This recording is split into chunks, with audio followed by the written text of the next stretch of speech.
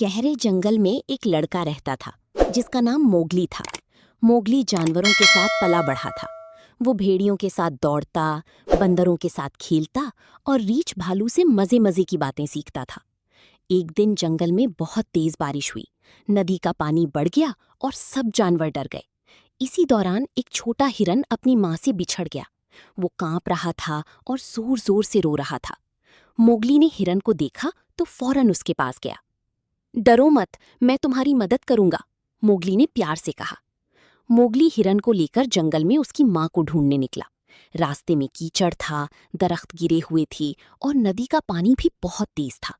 अचानक झाड़ियों के पीछे से एक भूखा लोमड़ निकल आया। उसकी आंखें चमक रही थीं। हिरन खौफ से मोगली के पीछे छुप गया। मोगली ने हिम्मत से एक बड़ी लकड़ी उठाई और जोर से आवाज लगाई, ये मेरा दोस्त है, इसे नुकसान मत पहुंचाना। लोमड़ डरकर भाग गया। कुछ देर बाद मोगली को हिरनी की आवाज सुनाई दी। हिरन खुशी से उछल पड़ा। वो अपनी माँ की तरफ दौड़ा और उससे लिपट गया। हिरनी की आंखों में खुशी के आंसू आ गए। जंगल के सब जानवर मोगली की बहादुरी की तारीफ करने लगे। भालू ने हंसकर कहा, मोगली, तुम सिर्फ बहादुर ही नहीं बल्कि बहुत अच्छे दोस्त भी हो।